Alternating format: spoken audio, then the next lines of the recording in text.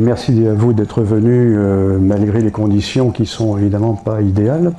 Donc je pose une question effectivement qui est de savoir si les bandes dessinées sont de bons outils de sensibilisation à la protection du milieu marin, et je vais vous donner quelques exemples qui permettent de réfléchir collectivement sur cette problématique. Alors je vais commencer par une bande dessinée dont vous avez sans doute entendu parler, qui est celle qui a été faite par Inès Léraud et Paul Van Hove. Inès Léraud est une journaliste d'investigation qui travaille notamment beaucoup pour France Culture et France Inter, et elle s'est intéressée à l'agroalimentaire en Bretagne. Donc elle est venue s'installer en Bretagne, elle a passé 3 ans à Maël-Pestivien, et puis au cours des rencontres qu'elle a faites lors de ses enquêtes, elle s'est rendue compte qu'il y avait sans doute un problème au niveau des algues vertes, et que ce problème était un problème que beaucoup de gens ne souhaitaient pas voir mis sur la place publique. Donc évidemment ça a aiguisé son attention de journaliste, et elle est allée un peu creuser là où elle pouvait. Donc elle a interrogé le maximum de gens qui acceptaient de répondre, puisque elle a voulu avoir les points de vue des différents acteurs, et un certain nombre d'acteurs n'ont pas souhaité répondre pour différentes raisons. Donc elle en a fait un certain nombre de documents audio, puisque c'est son mode de communication habituel. Et puis cette rencontre avec un dessinateur de bande dessinée, Pierre Van Hove, a fait qu'il y a eu une traduction en bande dessinée donc du travail qui a été fait. Donc là je pense pouvoir dire que Inès Léraud, elle répond à la question, c'est sa vision, en considérant que la bande dessinée, c'est un bon support qui permet effectivement de sensibiliser le public. Donc on a déjà la réponse d'une auteure, et on va voir d'autres exemples. Alors, autre exemple local, j'ai essayé de prendre des exemples quand même assez locaux évidemment. Bleu Pétrole de Guénola Morizur. Alors, Guénola Morizur est la petite fille du maire de Ploudalmézeau qui a été complètement confronté à cette problématique de la marée noire de la Moco Cadiz. Donc c'était le 40e anniversaire l'année dernière. Et à cette occasion, elle a eu l'opportunité de sortir une bande dessinée qui est en réalité un peu la saga familiale de ce qui s'est passé autour de la problématique Moco Cadiz. Son grand-père était évidemment très impliqué, il n'était pas du tout préparé à ça, mais il a réagi. Et il a eu le courage de dire on ne va pas simplement subir, mais bien que ce soit une grosse multinationale, la Moco, eh bien on va demander réparation. Et donc il y a eu un syndicat qui s'est monté avec les gens qui avaient évidemment subi les problèmes de la marée noire. Et finalement, il y a eu effectivement des réparations qui ont été obtenues de la part des Américains. Et ça, c'était un peu une première. Et puis, ça a été à l'origine d'un syndicat, justement, parce que les gens s'étaient rassemblés, qui était Vigipol, qui est toujours actif à l'heure actuelle, et qui essaye de faire en sorte qu'on ne rencontre pas les mêmes problèmes. Donc là encore, on voit quelqu'un qui a fait ce choix, qui a considéré que par rapport à la protection de l'environnement marin, notamment par rapport aux marées noires, la bande dessinée était sans doute un bon moyen d'expression. Alors si on peut voir un peu les dialogues, il y a des choses qui sont intéressantes là, parce qu'on voit donc la fille en réalité donc du maire qui pose des questions en disant mais qu'est-ce qu'on peut faire par rapport à cette problématique, est-ce qu'on peut mettre des barrages, et puis les réponses malheureusement sont négatives en disant les barrages compte tenu des conditions de mer, c'est quelque chose qui est dépassé, débordé, donc pas réellement efficace pour contenir en plus la quantité de mazout qu'il y avait. Et puis la question suivante qui est posée, c'est est-ce qu'on ne peut pas utiliser des produits chimiques, donc qu'on appelle des dispersants. Et là, la réponse, effectivement, du maire est non, parce que ces produits ont leur propre toxicité et on va rajouter des problèmes aux problèmes déjà existants. Donc, en réalité, à l'époque, on était complètement démunis, on n'était pas préparé à ce genre d'événement. Et donc, la solution, ça a été la solution, ramassage, je dirais presque manuel, parce que vous avez vu comment ça s'est fait à l'époque, avec des moyens quand même qui étaient assez rudimentaires. Les paysans, notamment, se sont beaucoup mobilisés avec les tonalisier, ce qui a permis de pomper le pétrole qui était ramassable, parce qu'il y a du pétrole pour lequel on n'a pas pu du tout intervenir. Et donc ça a été principalement du ramassage mécanique. Et puis parallèlement, par rapport aux animaux qui avaient subi les dommages, eh bien, vous avez des stations, la station de l'île Grande, de la Ligue de protection pour les oiseaux, qui essayait de nettoyer, de sauver les oiseaux qui pouvaient l'être. Mais enfin, bon, on a eu évidemment des mortalités assez catastrophiques et il y a des effectifs qui ne sont pas remontés réellement après par rapport aux effectifs initiaux. Je pense à un animal emblématique ici, le macareux. Hein. Vous savez que le macareux qui était très abondant aux Sept-Îles dans les années 1900 et qui a été chassé quand on a eu l'arrivée des chemins de fer de l'Ouest. Hein. Il y avait on se rappelle ces affiches en disant venez tirer du macareux, on ne peut même pas parler de chasser, mais venez tirer du macareux. Donc on a eu une chute très importante de la population de macareux. Et un certain nombre de gens se sont insurgés par rapport à ça, et ça a été la création de la Ligue Protection des Oiseaux. Et c'est pour ça que l'emblème de la LPO, c'est un macareux. C'est un événement qui a eu lieu ici. Bon, les populations, grâce à ces mesures de protection, avaient remonté. Et puis les accidents de marée noire successifs, puisque malheureusement on en a connu plusieurs, ont fait qu'à chaque fois la population prenait un coup. Les macareux sont très très sensibles à ce genre de pollution parce que ce sont des oiseaux qui vivent posés sur l'eau.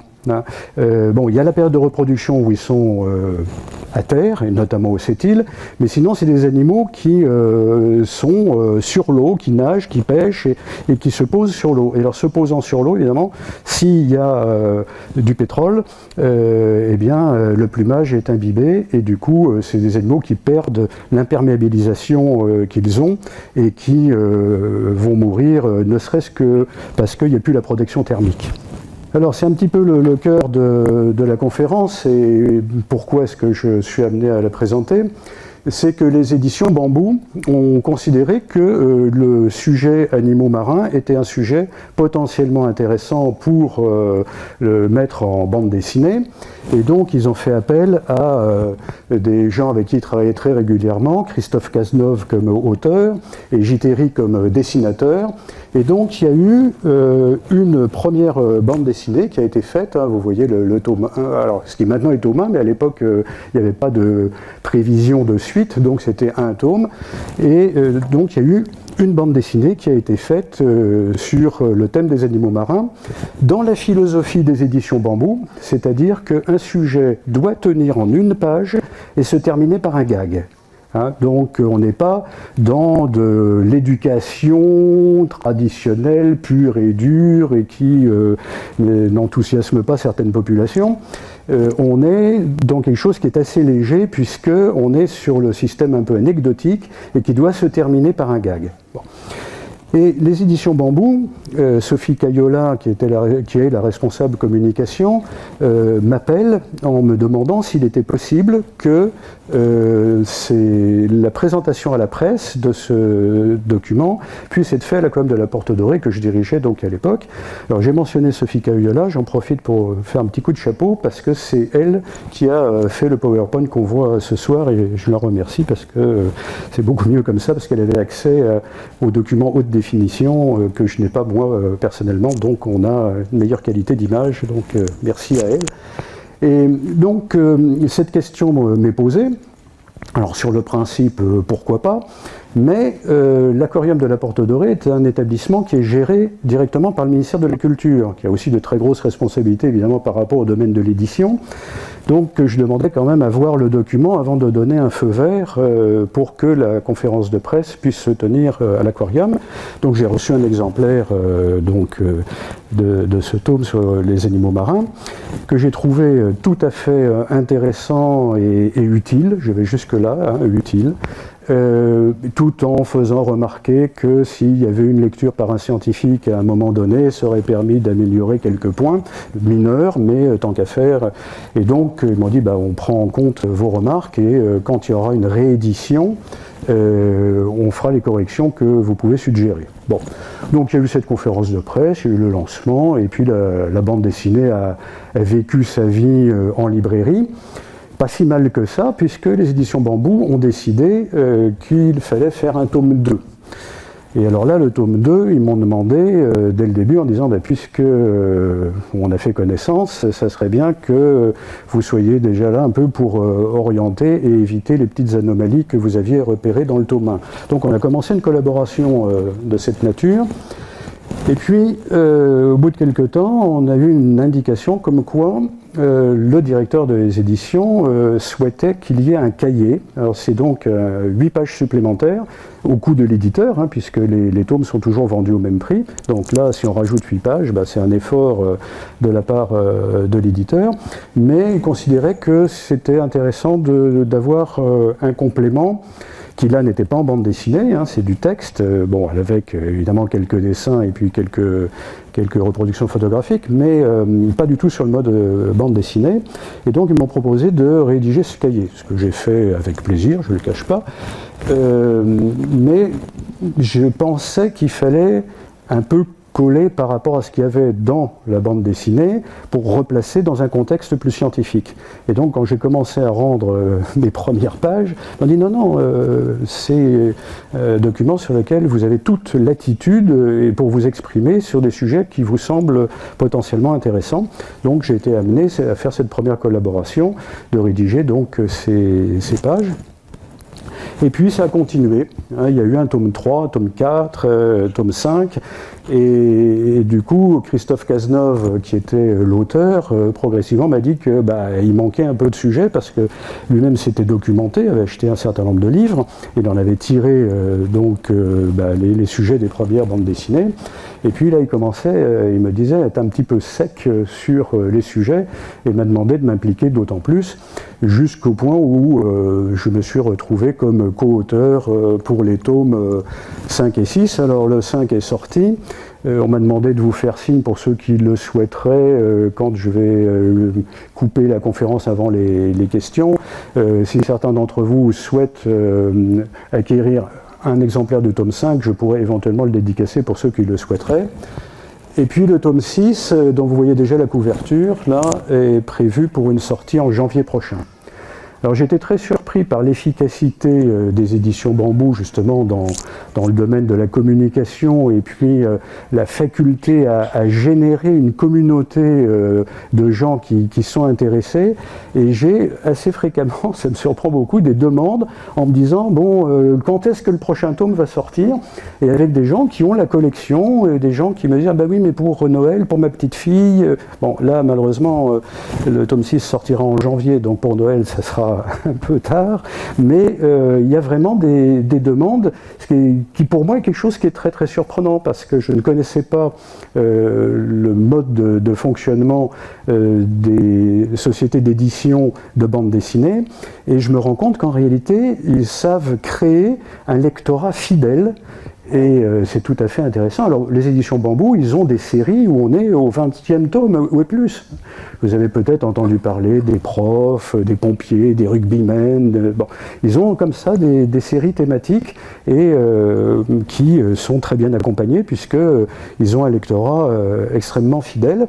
Et du coup, ça donne l'idée qu'on peut utiliser ce moyen de la bande dessinée pour essayer de faire passer un certain nombre de messages.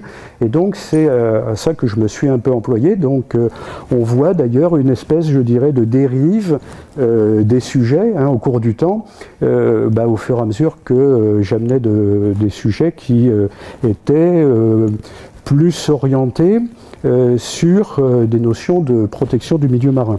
Alors, on va rentrer dans le vif du sujet en voyant quelques-unes de ces planches pour voir comment, effectivement, on peut aborder des sujets. Là, vous avez l'illustration d'un phénomène qui est tout à fait intéressant, de coopération entre des animaux d'espèces différentes. Vous avez là une crevette qu'on appelle une crevette nettoyeuse qui, effectivement, va se nourrir des parasites des poissons. Et donc vous avez des poissons porteurs de parasites, et puis ça gratouille, qui vont venir à l'endroit où se tient la crevette en question, vont avoir des postures pour montrer qu'ils viennent bien là pour se faire déparasiter et non pas pour manger la crevette, qui pourrait être tout à fait leur menu autrement. Et donc la crevette, mise en confiance par ses postures, va venir sur le poisson et va le déparasiter. Ça va jusqu'à pénétrer dans la bouche, hein, donc vous voyez, alors que, j'allais dire, le poisson pourrait avaler évidemment la crevette, mais donc ça se fait quand même dans la confiance. Et donc la crevette va enlever même les débris de nourriture qui sont entre les dents, donc un rôle de déparasiteur, de dentiste, enfin on peut employer tous les mots qu'on voudra, mais cette collaboration effectivement qui est tout à fait étonnante entre deux espèces différentes. Et puis vous avez un petit encadré ici, alors qui n'apparaît pas sur toutes les planches, mais avec, là on ne le voit pas très bien, mais vous avez le nom latin de l'espèce, sa répartition géographique, quelques mots sur les particularités. Donc là, on a vraiment en une planche de l'information, parce que c'est pas évident pour, je dirais, les préados qui sont les lecteurs visés un peu par cette série, du fait qu'on va avoir en milieu marin des animaux qui vont coopérer, alors qu'on pourrait très bien être, vu les tailles respectives, dans un rapport de prédateur-proie, et là, au contraire, on a un système de coopération qui est tout à fait surprenant. Alors, le gag, évidemment, vous le voyez, eh bien, c'est que y a une demande de crustacés pour certaines modifications, et la crevette dit bah non, moi je suis pas capable, il faut aller voir le requin marteau pour taper dessus. Enfin, bon. Donc voilà, il faut terminer par un gag, et là, c'est le gag qui a été choisi. Alors là, un sujet que j'aime bien, évidemment, j'ai fait en sorte qu'il soit traité.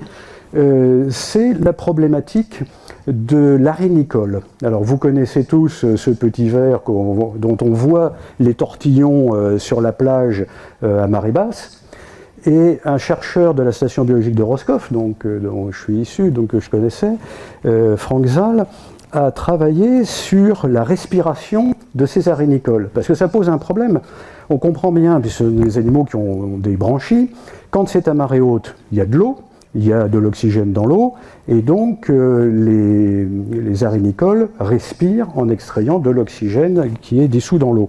Pas de problème, il y a des branchies, ça fonctionne bien. Mais à marée basse, il n'y a plus d'eau. Bon, alors, le ver est dans un tube en U, donc il y a un petit peu d'eau rémanente, mais l'oxygène dissous dans cette eau va vite être épuisé, et du coup, il n'y a plus d'oxygène disponible. Donc, comment est-ce que l'animal va pouvoir vivre en attendant la marée suivante? C'est une vraie problématique. Et donc, Frank Zahl a mis en évidence le fait qu'il y a de l'hémoglobine qui est extracellulaire, c'est-à-dire pour nous l'hémoglobine est comprise donc dans les hématies des cellules, qui posent d'ailleurs des problèmes parce qu'il y a des facteurs de reconnaissance. Vous avez entendu parler de Rhésus, mais il y a d'autres choses qui sont encore plus complexes. Et ce n'est pas le cas donc au niveau de ce ver. Et d'autant plus, les molécules sont de très petite taille, donc susceptibles de s'infiltrer, je dirais, dans les vaisseaux sanguins, à des endroits où éventuellement il y aurait des petits bouchons dont vous pensez tout de suite par rapport à infarctus, AVC, bah tiens, en réalité, il y aurait possibilité d'oxygénation, même là où la circulation sanguine rencontre des obstacles. Alors on n'en est pas là pour l'instant, mais ça ouvre des perspectives. Et donc, le sang de cet arénicole est très intéressant, et donc il y a déjà actuellement une déclinaison en utilisation médicale, et l'utilisation actuelle, mais il y en a pas mal d'autres dans les tuyaux, l'utilisation actuelle, c'est la préservation des greffons. Donc vous savez qu'entre le moment où une personne a été reconnue comme étant en état de mort cérébrale et qu'on peut prélever des organes, et le moment où on va les greffer sur un receveur, les chirurgiens ont un temps très limité parce que justement l'organe est déconnecté de la circulation sanguine, donc n'est plus oxygéné. Donc ça pose des problèmes, il faut aller très très très vite. Et alors en plus, comme il y a des problèmes de compatibilité ou pas, faire coïncider donneur-receveur et puis que la distance ne soit pas trop importante pour que le temps de transport soit raisonnable, ça pose des tas de problèmes. Et là maintenant, ça y est, ça fonctionne. Il y a une solution qui est ajoutée dans les systèmes de préservation de greffons qui permettent l'oxygénation alors que le greffon est déconnecté de la circulation sanguine, mais oxygéné grâce au sang de l'arénicole. Et donc les chirurgiens ont beaucoup plus de temps pour travailler. Et en plus, les résultats montrent qu'on a des reprises. Alors actuellement, c'est surtout la greffe de rein qui est pratiquée, mais la reprise de la fonction rénale est beaucoup plus rapide quand on a utilisé ce produit. Donc là, on ouvre un chapitre en disant, regardez, il y a le bénéfice que l'homme peut tirer de la connaissance de certains animaux marins.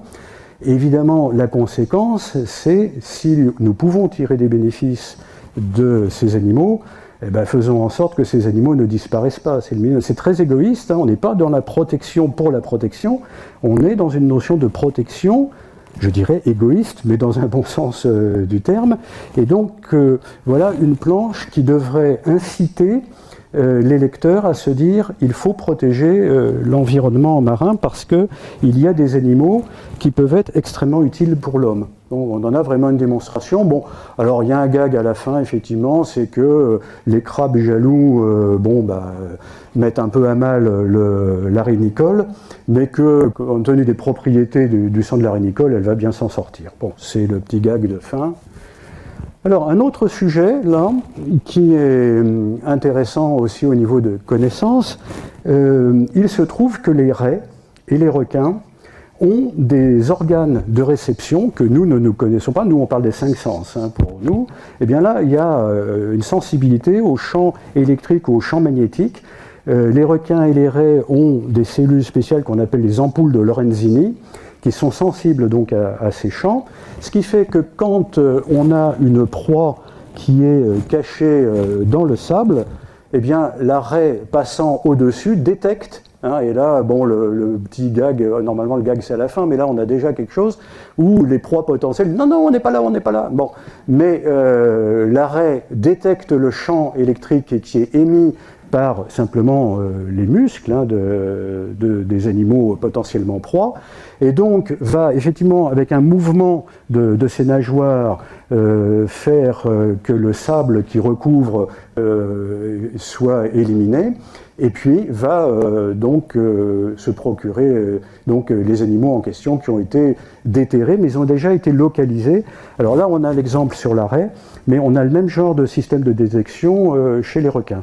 On a une très grande différence, mais on va y venir un petit peu après, entre raies, requins et ce qu'on appelle les poissons. Hein.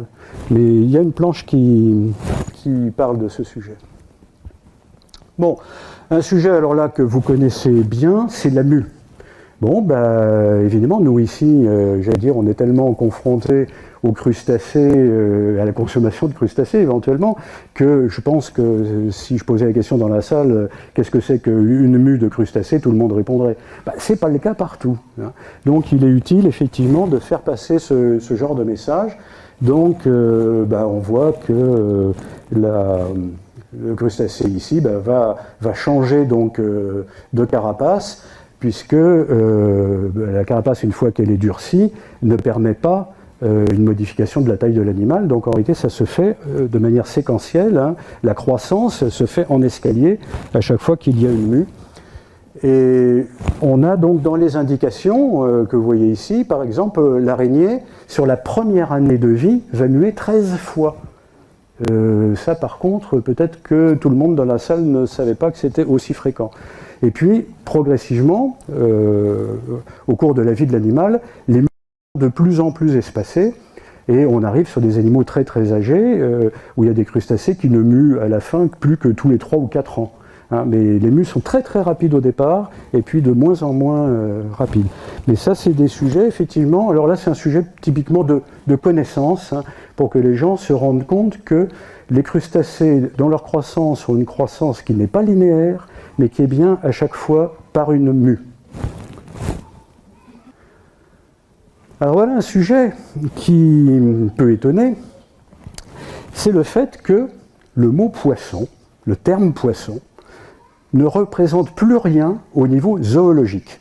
Alors conservons le terme poisson en termes culinaires, mais au niveau zoologique, on a des entités tellement différentes qu'on le regroupait auparavant sous le vocable poisson qu'il faut changer. Bon, à titre d'exemple d'ailleurs, si on prend au XVIIIe siècle un certain nombre d'ouvrages, les dauphins étaient mis dans les poissons. Bon, maintenant je crois que quand même les gens, malgré les similitudes de forme, sont bien conscients que ce sont des mammifères marins et non pas des poissons. On est totalement différents. Ben, il faudrait qu'on ait la même démarche intellectuelle par rapport à ce qu'on appelle les agnates, hein, c'est-à-dire des animaux qui n'ont pas de bouche, enfin qui n'ont pas de mâchoire, hein, un agnate, et dedans vous avez la lamproie. Sauf que la lamproie à la bordelaise, tout le monde va le baptiser poisson. Ben, la lamproie, c'est tellement différent que ce n'est pas un poisson. Même chose, je l'ai déjà un petit peu abordé le sujet tout à l'heure, pour les raies et les requins. Les raies et les requins ont divergé par rapport aux poissons osseux il y a 400 millions d'années. Alors vous imaginez avec l'évolution qu'il y a pu y avoir en 400 millions d'années, ce sont des animaux qui sont très très très différents. Alors ils ont des mêmes contraintes hydrodynamiques, il y a un certain nombre d'adaptations qui sont similaires, donc c'est vrai que ça se ressemble, ça vit dans le même milieu, mais ce sont des animaux suffisamment différents pour qu'on ne les classe pas ensemble. Donc on va avoir les raies et les requins qui vont faire partie donc, des chondrichtiens, qu'on pourrait traduire par poissons cartilagineux, mais justement si on utilise le mot poisson, il faut tout de suite derrière mettre l'adjectif cartilagineux pour différencier par rapport aux poissons osseux qui représentent la grande majorité des poissons qu'on connaît habituellement. Donc le gag effectivement c'est de se dire que la lamproie n'est pas contente d'avoir été traitée d'agnate de non-poisson. Là on est vraiment sur un sujet de connaissances et c'est quand même un sujet qui maintenant est à l'ordre du jour au niveau éducation nationale. Hein. C'est je crois au niveau du programme de seconde où effectivement la classification est abordée et on aborde la classification sous des concepts modernes maintenant. Ce qui a un peu révolutionné la manière de voir les choses, c'est ce qu'on appelle la cladistique, c'est-à-dire que on dit qu'on met dans le même groupe des animaux qui partagent les mêmes caractères, qui correspondent au fait que ce sont des caractères ancestraux qui se sont transmis. Et du coup, en appliquant cette méthode, plutôt que des méthodes de similitude ou des méthodes basées sur l'étude des fossiles, on arrive à une classification qui est un petit peu différente. Si je vous dis que les crocodiles sont beaucoup plus proches des oiseaux que des tortues, c'est le cas, zoologiquement, ben vous vous dites que le mot reptile n'est plus un mot adapté, puisque on avait tendance, bien entendu, à mettre tout ça sous la classification reptile. Eh bien oui, c'était le cas, mais je vous rappelle qu'avant, les dauphins étaient mis dans les poissons. Donc il faut que nous ayons cette évolution intellectuelle d'accepter qu'il y a des connaissances zoologiques qui évoluent et que maintenant les reptiles ça ne veut plus rien dire, que les poissons ça ne veut plus rien dire au sens zoologique du terme. Hein. Je suis tout à fait d'accord d'appeler poisson tout ce qui va se passer en poissonnerie notamment et dans le domaine culinaire. Mais au niveau zoologique, on a cette évolution et c'est... je veux dire, ce sujet, qui est quand même un sujet assez ardu, est abordé par le biais de la bande dessinée. Alors là, vous imaginez qu'effectivement, j'ai peut-être quelques responsabilités dans ce sujet. Alors, autre sujet, là, c'est la ligne latérale. Je vous ai tout à l'heure parlé, donc, d'un sens que nous n'avons pas, hein, qui est le sens, la réception au champ magnétique, au champ électrique.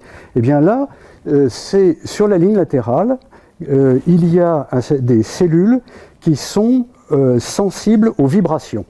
Et donc ça permet aux poissons de se localiser dans l'espace et de percevoir donc des vibrations dans l'eau, quel que soit le type de vibration, et donc effectivement de percevoir comme ça des informations que nous n'avons pas.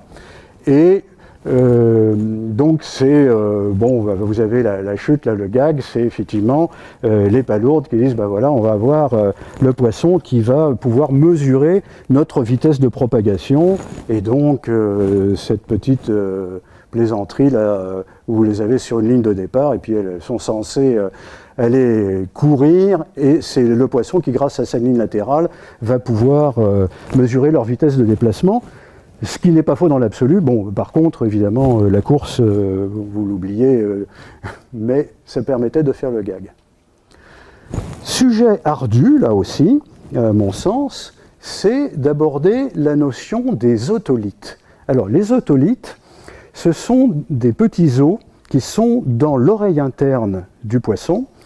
Ça permet au poisson de se situer dans l'espace par rapport à la pesanteur. C'est-à-dire que selon que le poisson se tourne dans un sens ou dans un autre, eh bien, l'otolithe va appuyer sur des récepteurs qui vont le renseigner sur sa position par rapport donc à la verticale, je vais dire. Et il se trouve que ces otolithes ont une croissance tous les jours. Et alors évidemment, qui est extrêmement faible, mais néanmoins que nous pouvons éventuellement percevoir, c'est-à-dire qu'on fait des coupes d'otolithes, on passe en microscopie électronique et on voit des anneaux de croissance similaires à ce que l'on a pour les troncs d'arbres. Hein, vous savez, sur les troncs d'arbres, on peut faire de la dendrochronologie et avoir des idées de datation, de savoir quel est l'âge de l'arbre. Bon, alors à une toute autre échelle, les otolithes, c'est la même chose. Hein, vous avez un petit noyau là, et puis vous avez des stries concentriques. Et alors ces stries concentriques, qui sont des dépôts de carbonate de calcium, en réalité, avec le carbonate de calcium, il y a d'autres ions qui vont se substituer au calcium, qui vont se déposer et qui amènent des informations extraordinairement performantes. C'est-à-dire qu'on va faire une coupe et au laser, on va faire des micro-ablations qui vont permettre de récupérer un tout petit peu de matériel. Ce matériel est analysé en spectroscopie de masse. Et ça permet de savoir quelle est la répartition, notamment des isotopes. Alors vous avez entendu parler à la conférence d'hier de la problématique des isotopes stables ou instables d'ailleurs, mais ça permet d'avoir donc des indications sur les isotopes d'un certain nombre d'éléments, notamment le strontium, et ça permet de savoir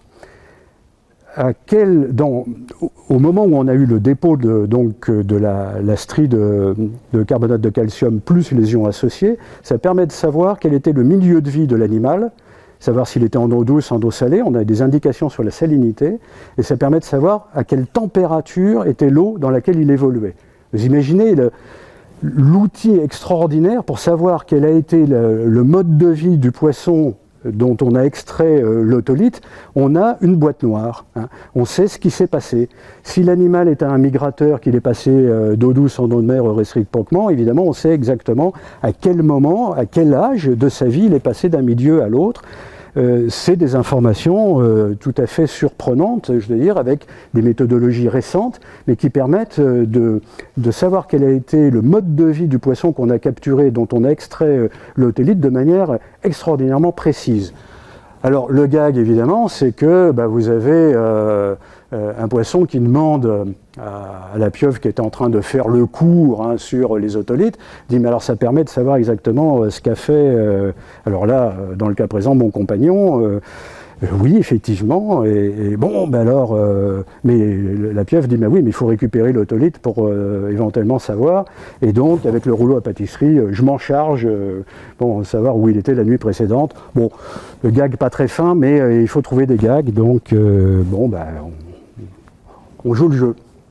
Mais vous voyez comme quoi une bande dessinée, dans ce cas-là, permet d'attirer l'attention sur des sujets extrêmement complexes. Et donc, notre souhait, c'est que la curiosité des lecteurs soit éveillée par la bande dessinée et que les lecteurs aillent chercher de l'information plus précise autre part. Internet, entre autres. Bon, alors on arrive sur les problématiques de préservation du milieu. Et donc là, on aborde un sujet qui est vraiment un sujet aigu, le phoque-moine.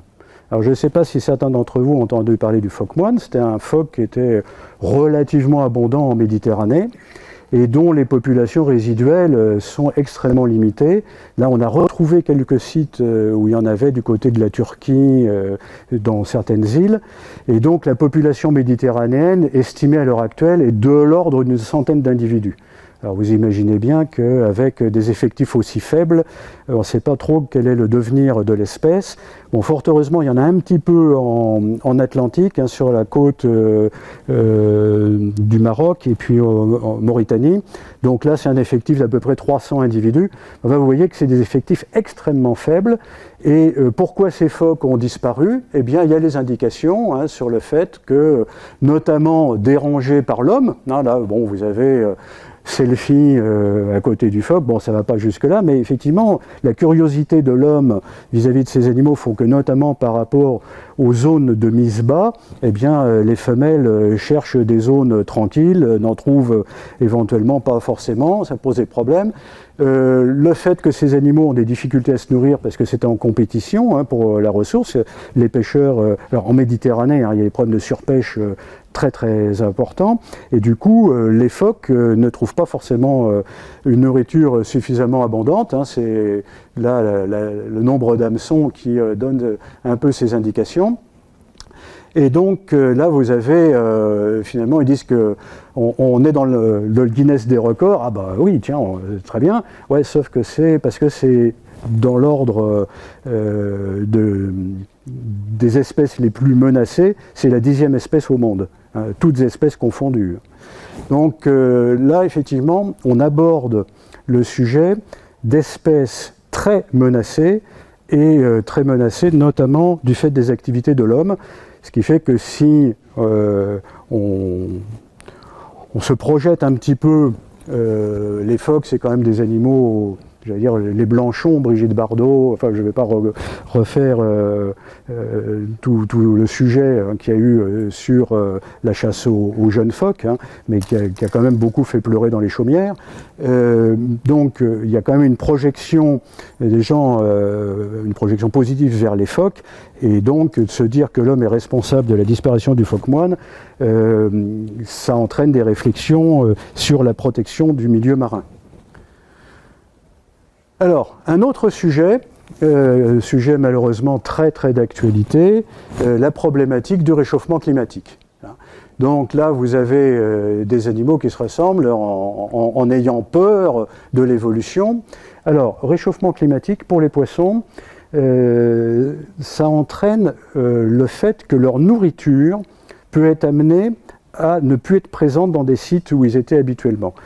Le plancton notamment a une zone d'optimale de croissance pour la température qui est assez faible, et donc on a des zones où le plancton, enfin, certaines espèces de plancton ne sont plus abondantes, donc leurs prédateurs sont moins abondants, et donc on considère que pour les espèces commerciales, hein, je dis bien sur la pêche commerciale au large de nos côtes, eh bien les stocks de poissons ont migré, hein, de 170 km vers le nord en 10 ans.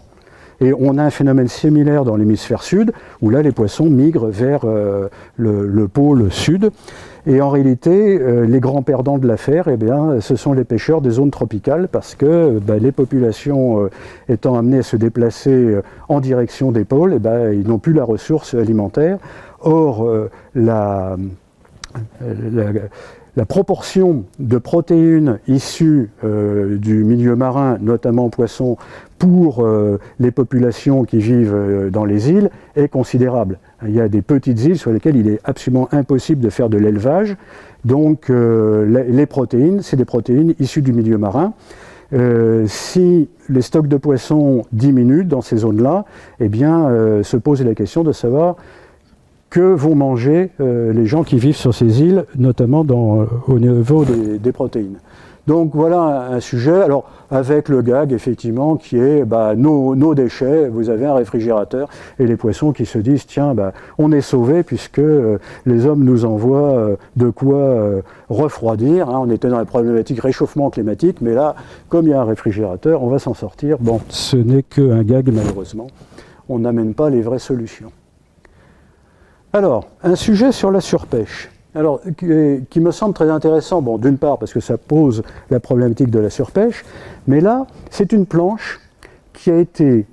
Alors, il y a eu 5 planches qui ont été commandées par l'Union européenne, hein, la commission qui est en charge des affaires maritimes et de la pêche, s'est rendu compte que les éditions Bambou publiaient donc ces ouvrages. Il y a certainement quelqu'un qui a apprécié et qui a posé la question aux éditions Bambou, est-ce que vous pourriez faire des sujets que nous vous commanderions, hein, donc l'Union européenne a payé pour avoir ces planches, mais évidemment avec un cahier des charges extrêmement précis, hein, et il savait ce qu'il voulait. Et donc Christophe Cazeneuve et moi-même, on a été obligés de se plier à ce cahier des charges très très précis pour arriver à rester quand même dans l'esprit de la collection, c'est-à-dire un sujet qui tient en une planche et avec un gag à la fin. Bon, donc on aborde le sujet de la surpêche. Et le sujet, vous allez voir, donc des aires marines protégées, où effectivement la surpêche n'existe théoriquement plus, puisque on est dans des zones de protection. Alors, un autre sujet qui va, je pense, partiellement vous étonner, c'est donc là, on a pris le nom de poisson lapin, qui est un des noms vernaculaires les plus utilisés pour l'espèce dont je vais vous parler. Mais le problème, c'est que d'un endroit à un autre, le nom change. Alors l'exemple que vous connaissez tous, c'est le loup méditerranéen qui est le bar atlantique. C'est la même espèce, mais qui ne porte pas le même nom. Bon, ben là, ce poisson lapin, il porte des quantités de noms, d'autant plus qu'on ne le connaissait pas sur nos côtes. Donc il n'y avait pas de nom français. Et il a fallu faire des traductions. C'est un poisson qui vit en mer Rouge et qui est passé en Méditerranée orientale par le canal de Suez. Et donc on a eu un développement important du lagocéphalus en question, puisque là si je prends le nom latin, il n'y aura pas de discussion sur le nom d'espèce, hein. Il n'y a qu'une espèce associée à un binôme latin. Là on sait de quoi on parle, tandis que quand on est sur les noms vernaculaires, il y a un petit peu de difficultés éventuelles. Donc ce poisson, normalement, on le trouve en mer Rouge, il est passé en Méditerranée, de Méditerranée il est passé en Atlantique, et on en a sur les côtes bretonnes. Alors ça c'est très très récent, mais c'est le cas, et c'est extrêmement important d'en parler, parce que c'est un poisson qui est toxique. Vous avez entendu parler du fougou, hein, c'est un tétrodontiforme qui est toxique, et au Japon il y a tous les ans des accidents parce que c'est un poisson qui est très très réputé. Le chef cuisinier d'un restaurant qui sert du fougou a fait 5 ans d'études pour être diplômé, pour bien préparer le poisson, pour ne pas empoisonner les clients. Bon, néanmoins, au Japon, il y a des accidents chaque année, il y a même des suicides. Il y a un poète japonais qui s'est suicidé en mangeant du fougou il n'y a pas très longtemps, ça, on en a beaucoup parlé. Le problème étant que nous ne connaissons pas cette espèce qui n'était pas sur nos côtes, donc on n'est pas préparé à ça. Donc si on capture ce genre de poisson et qu'on le consomme, on risque d'aller au-devant de grandes difficultés. Les chaînes de télévision grecques ont passé des spots très très très réguliers sur ce sujet quand cette espèce est arrivée et qu'il y a eu les accidents, puisque les pêcheurs en remontaient pas mal, qui se sont retrouvés commercialisés. Et donc on aborde aussi ce genre de sujet en disant il y a des espèces exotiques qui arrivent sur nos côtes, et là un exemple en disant faisons très attention.